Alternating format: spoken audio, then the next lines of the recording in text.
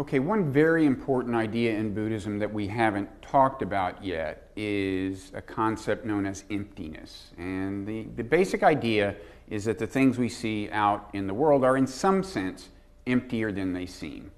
Now, this doesn't sound like a very upbeat idea. I've never seen somebody burst into a room saying, "I'm so happy, I just finally grasped the emptiness of it all." But serious meditators who have kind of had the experience of emptiness say it's actually very pleasant. Now, this idea, the idea of emptiness, is not as well known as, say, the idea of not self. You don't hear as much about it, but I think it's very, very important and is really kind of critical in fully coming to terms with what the experience of enlightenment might be like. Now, a reason you don't hear so much about this idea as you do about something like not self is that not self is kind of common to various schools of Buddhism, whereas emptiness is most closely associated with what's called Mahayana Buddhism. The most basic distinction that scholars make between kinds of Buddhisms is between Theravada and Mahayana. And as a philosophical doctrine, the idea of emptiness is developed within the Mahayana tradition.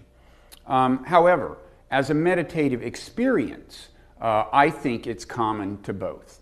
I've talked to lots of meditators in the Theravada tradition, and what they describe sounds like emptiness. They may or may not use that word. Sometimes they use the word formless, but it turns out they're basically talking about the same thing. Okay, so what is the experience of emptiness like? Well, like not self, it's very hard to describe. So I think it's worth kind of laying the intellectual foundation for it by quoting from a very well-known sutra, the Samadhi Raja Sutra. And part of that sutra goes like this: "Know all things to be like this, a mirage, a cloud castle, a dream, an apparition." Okay, now so far it sounds like the sutra is talking about an out-and-out hallucination, like the movie The Matrix, where the idea is that none of this stuff is real. And there are strands of Buddhist thought that do carry things in that direction, but I wouldn't call that the mainstream interpretation of the idea of emptiness. And to get closer to the mainstream interpretation, let's just look at the next line in this sutra. "Without essence, but with qualities that can be seen." Okay, so it sounds like the idea is that if you see, say, an apple, the qualities are real. You know, the redness is real, the stem is real, the shape is real. But there's something about the sense of kind of appleness, the perception of essence of apple that is in some sense kind of not real or is imposed by you, I guess. Now, what would it be like to have that experience, to see things as kind of lacking their essence? And what might be going on in the brain if you have that kind of perception? Well, there's actually a kind of a clinical condition that I think sheds light on this question. It's something called Capgras delusion. It's a very serious cognitive disorder. And I don't mean to imply, by the way, that the perception of emptiness in this Buddhist sense is any kind of disorder. We'll get back to the question of whether it's a true and valid experience or not. But I do think that Capgras delusion is a very useful way of trying to get a sense for what may be going on with the perception of emptiness. Okay, so what is Capgras delusion? It's when people look at someone, very often a loved one or a close friend, and they become convinced that the person is an imposter, okay? They don't deny that the person on the outside looks exactly like, say, their mother, but they are convinced it's not their mother kind of on the inside, so to speak, okay? Has the visual qualities of their mother, but it lacks what you might call essence of mother, I guess. Now, what's going on in the brain when this happens? There are various theories. One of the leading theories is that there has been a disruption between the part of the brain that processes emotions and the part that does the visual processing. Okay, so the visual perception of the person is not being infused with the emotional content that it normally carries.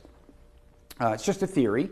There's some evidence for it, but in any event, it's pretty clear that people with Capgras delusion are lacking some of the emotions that they generally associate with the person. They're not feeling what they would normally feel toward their mother.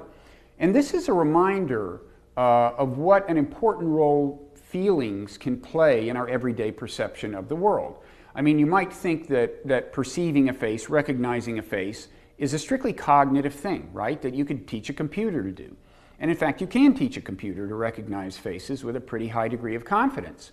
But we humans apparently have a more complicated system for really positively identifying things, and it involves more than the visual perception.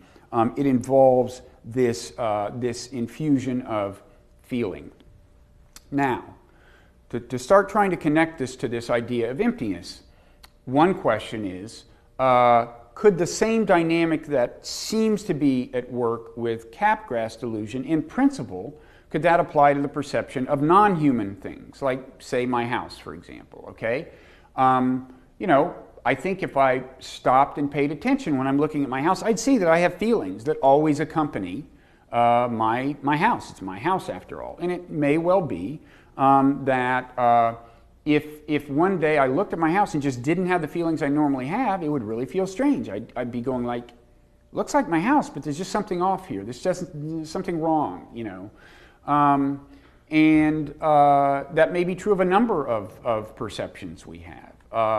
One question is, could this go beyond things we own? I mean, obviously, you know, I have special feelings about my house. I have somewhat special feelings about my car, I guess. So it's kind of easy to imagine in those cases that if you could somehow shut off the affect, the feeling, your perception of the thing would change profoundly.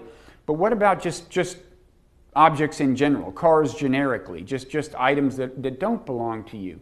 Well, we've already seen in this course that psychologists have found that actually people do have affective responses, you know, positive or negative, to just everyday objects. It seems to be part of human nature. Okay, so maybe if it was the case that when you look at various kind of everyday things that you see, and you suddenly didn't have the reaction of feeling, the affective reaction that you normally have to these things, you know, that however subtle the reaction may normally be, it may be the case that things would look a little strange to you. You know, you might look at a pine tree and not get that pine tree feeling and go, you know, yeah, it's got the needles and everything. There just seems like there's something off here. It's just, you know, doesn't seem to have essence of pine tree. Now, all of this leads to my own pet theory of what is going on in the brain when there is the perception of emptiness. Okay, and you may be able to guess it by now. I think maybe what's happening is that things in general are evoking less of an affective response than they normally would, and as a result, things in general seem a little empty, seem to possess less in the way of essence. They don't kind of project their identity as strongly as they normally would. And certainly this theory is at least consistent with my own kind of brush with experiencing emptiness. I mean, I guess that's what this was. I'll tell you about this experience I had on a meditation retreat, and you can judge for yourself.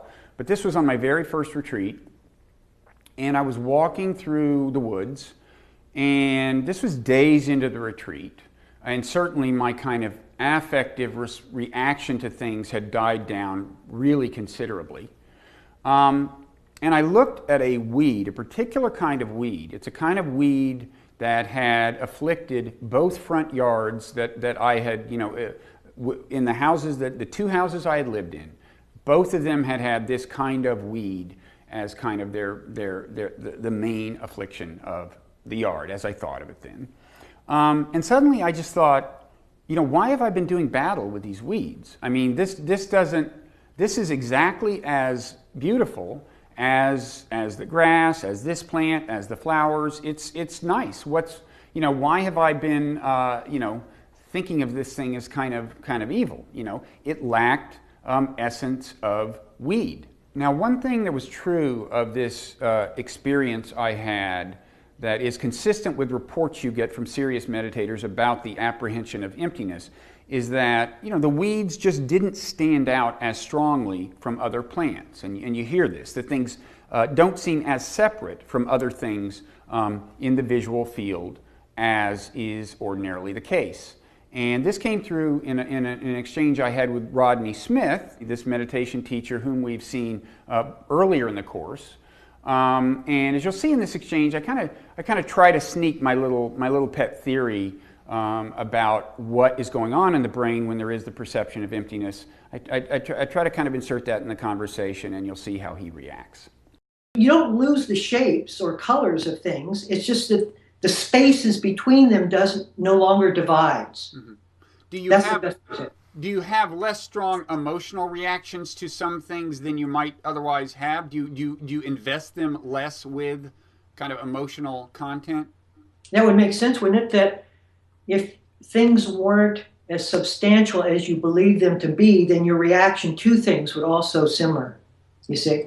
So that happens. You see, all the states of equanimity and all of those things come through the realization that things aren't what we thought they were. Now, in a way, Rodney is corroborating my little theory about what's going on in the brain when you have the perception of emptiness, but in a way he's not. Okay, so he is saying, yes, there's a correlation between kind of a weakened affective response to things and the perception of emptiness. But in his view, the way it works is you have the accurate perception of emptiness, and that leads to the weakened affective response, because a strong affective response wouldn't make sense once you see that things are empty. I'm kind of seeing things the opposite way. I'm suggesting that what comes first is the kind of lessened affective response, a less strong feeling in reaction to seeing something, and that then gives you the sense that the thing is empty of essence. Now, I want to emphasize that I'm not saying that the perception of emptiness is necessarily invalid because of that, just because it's caused by a weakening of feeling. I've tried to emphasize in this course that in general, I don't think feelings are especially reliable guides to reality and to clear perception. So it could well be the case that the perception of emptiness is in some sense a true perception, even though it's caused by just a kind of dampening down of feeling, and we'll get back to that. Now, one psychologist who has talked about essence from a non-Buddhist point of view is Paul Bloom, whom we've already heard from in this course. He thinks that people are by nature essentialists. What he means is that it's just kind of part of our nature to see things as having a kind of interior, essence, an interior nature that we can't see but we can sense, and to kind of have the intuitive idea that that's really what gives them their identity. So he thinks that yes, they see a pine tree, and there is, however subtle, this kind of perception of essence of pine tree, of pine tree-ness. And he talked about all this in a book he wrote called How Pleasure Works. Now, Paul thinks that the essences we attribute to things depends on, in some sense, the story behind them. Okay, so maybe you've got a bottle of wine and you've heard this is very rare, Cabernet Sauvignon from some special year, and there aren't many of these bottles. It's very valuable. And that will give the bottle a kind of an aura, or it'll give you a sense of essence that's just different from what you kind of perceive and feel if it was a bottle of, Boone's Farm or something. I don't know if they still have Boone's Farm, but that would have been the cheap wine in my day. Another example Paul gives is a tape measure that somebody actually paid $49,000 for, even though it looks like a tape measure you could pick up in a garage sale, but this one belonged to John F. Kennedy. That was the story behind it that gave it this kind of special essence, and you can imagine what it was like, what it may have felt like for this the person who paid money for the tape measure. I mean, you may not be a Kennedy aficionado in particular, but you probably have some special enthusiasm that would lead you to have a comparable perception. Maybe you're a baseball fan, and if you saw Babe Ruth's jersey in some museum, you'd have this feeling, like that's almost like not ordinary cloth that's made of. There's something, there's a kind of an aura, there's some special vibe going on here. And that's what Paul means by, perceiving an essence by virtue of the story behind things.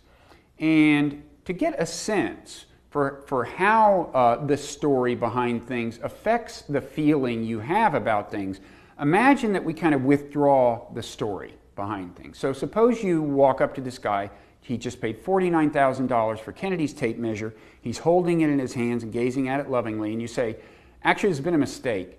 That tape measure belongs to the guy who was installing the sink in the bathroom down the hall. We're gonna have to FedEx you Kennedy's tape measure tomorrow. Well, you can imagine, he would have a dramatic shift of feeling toward the tape measure. The story is withdrawn, and the feeling changes, and it would no longer have this essence of Kennedy in it.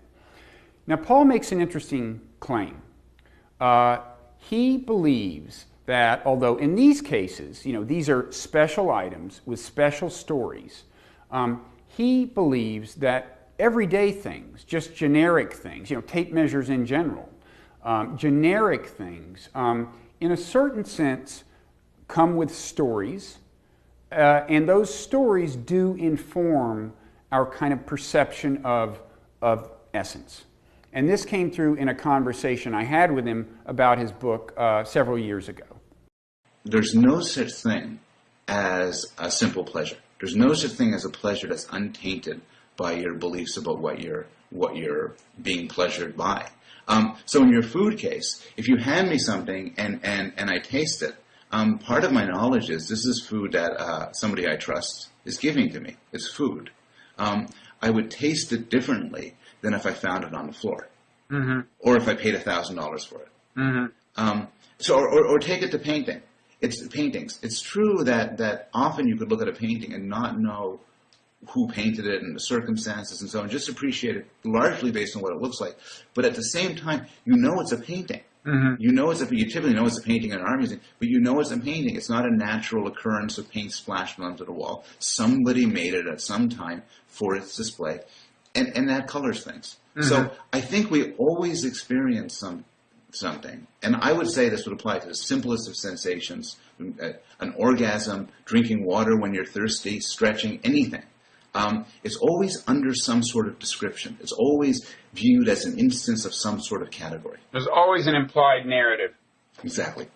Okay, so Paul's view is that the story we tell about something, the category we put it in, shapes the perception of its essence.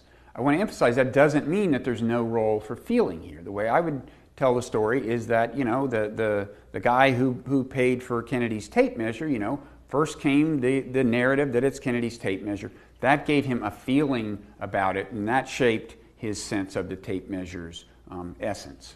And I don't think that Paul Bloom disagrees with me about it kind of working this way. I know that in a later conversation he agreed that if you could give somebody a kind of a variant of Capgras delusion such that when they walked into their office, they didn't get the feelings they normally get when they walk in their office, it would seem really strange. They would not perceive kind of essence of office, and they might be kind of freaked out.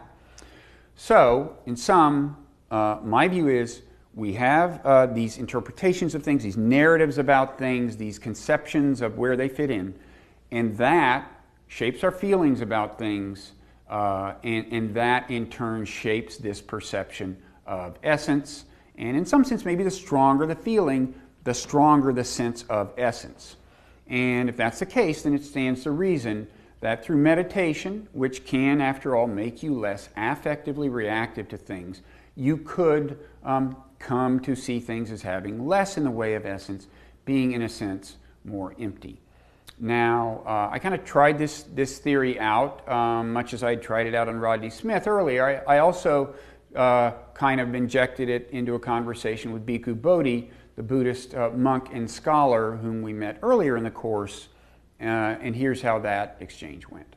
When we do interpret, we bring interpretation to something and thereby attribute essence to it. Some of that interpretation involves how we feel about it. So I might, my enemy is a bad person. My home is a warm, cozy place. Part of the essence I'm attributing to things is coming from my feelings, right? Exactly. And so it kind of follows that if you're following the Buddhist path in extreme form, if you truly seek liberation, and you're kind of divorcing yourself in a sense from feelings of attraction and aversion, that then things in the outside world would not have these strong emotional connotations, and that might be part of your perception that they lack essence.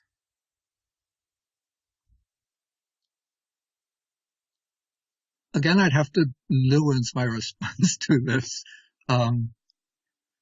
Because if one takes that too literally, one might come away with the idea that the ultimate aim of Buddhism is to become a completely unemotional, emotionally flat, emotionally deprived automaton. As my mother used to say, as far as I'm concerned, between an enlightened Buddhist and a vegetable, there's no difference. Is this why you become a Buddhist monk, to become a vegetable? But I would say that, in my opinion, in my experience, that as one continues to practice, the Buddhist path, it enriches the emotional life. So one becomes emotionally more sensitive, more happy and joyful. And I would say that one can respond to things in the world in a freer, more happy, more delightful way. So it's not that it's just turning one into, just a flat, an emotionally dead automaton. Right. But doesn't part of the freedom come from the fact that you are not attaching these affective these judgmental affective connotations to things you see? So, in other words, not attributing essence so strongly to things, it can be a source of freedom. Definitely, it brings a freedom from the kind of emotional disturbances that arise from, usually live sort of swinging between the two poles of attraction towards what's pleasant, what's agreeable, what promises delight, and then repulsion towards what is seen as threatening, as unpleasant. Now, I think that what Bhikkhu Bodhi said there is more or less consistent with this idea that less affective reaction does bring a lessened perception of essence, and that this could account for the perception of emptiness. I want to reiterate that doesn't mean that the perception of emptiness is in any sense inaccurate. We'll return to that.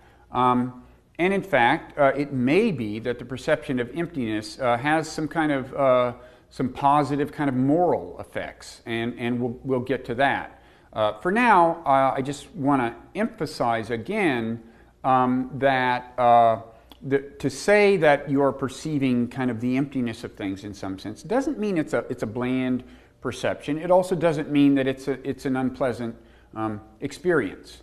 And on this point, let's hear again from Gary Weber. You're saying, I gather, that there is a kind of pleasure you can derive via your senses that does not constitute emotional involvement of maybe of a problematic kind, or in any event, it doesn't constitute. You're not feeling that kind of emotional involvement. That's correct, but you haven't lost your nerve endings. Green tea still tastes like green tea, red wine still tastes like red wine. You don't lose that. What you lose is the carry forward of that sensation. this is a fantastic glass of wine. This is a great year. You start getting into an emotional content about it past just a sensation. Yeah, but some people would say if you don't at least say, hey, this is a good glass of wine, then like what's the point of living, right? I mean, you must encounter this question, right? I mean, if you're not getting emotionally involved enough to like it, then why be that way? But it's a much cleaner perception. Mm-hmm. I mean, if I'm tasting a glass of wine and I'm trying to impress some restaurant critic or something, or some friend of mine who's a great wine fancier, then I may have a story going. I may have an expectation for how this wine should be and how I should expect it to taste. And so it really blocks my clear, simple perception of that. And so by getting this thought out of the way, this emotional thought out of the way, I have a much higher likelihood of directly perceiving whatever the sensation is.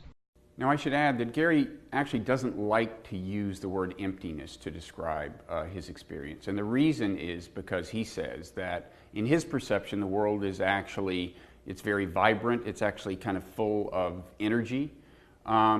But the experience he describes does correspond to the classic kind of experience of emptiness or formlessness. He says that individual things in his environment do not kind of project a strong, independent identity. He doesn't react to them with strong kind of feelings or distinctive feelings. He sees a kind of a continuity among them. So in other words, he doesn't see things, I take it, as having individual distinctive essences, but he does feel a kind of collective essence or fullness to things. And I think that points to one reason that in some ways it may be better to use the term formless than the term emptiness for this experience. But in any event, whatever you want to call it, apparently, to judge by Gary's experience, carrying this experience into your everyday life can be a very pleasant thing. So when you finally do reach this space, I mean, there are all kinds of words we try to language. I've used words like empty fullness or full emptiness, or it's a space you can't imagine bringing anything in to improve it or taking anything away that would make it any better. Mm-hmm. It just is an absolute, complete, satisfied, full space. Okay, did you hear that word satisfied? Now, as you may recall, a fundamental idea in Buddhism is that life as normally lived involves kind of recurring, unsatisfactoriness, but that in principle, enlightenment, liberation, can lead to the complete cessation of that unsatisfactoriness. Now, Gary Weber does not claim to be liberated. He does not claim to be enlightened. But his accounts of his experience are consistent with the idea that really sustained and dedicated contemplative practice can really make a dent in, dukkha, the word for kind of suffering and unsatisfactoriness. And his experience is consistent with the idea that this path can also lead you to see the world much more clearly. Okay, so now we've talked about the idea of emptiness, and also earlier about this exterior part of the not-self experience. And I think this leaves us in a position to now grapple with the question of kind of what exactly enlightenment is. Does it correspond to our perception of profound truth, maybe even ultimate truth, maybe even moral truth? So that's where we'll head in the next segment.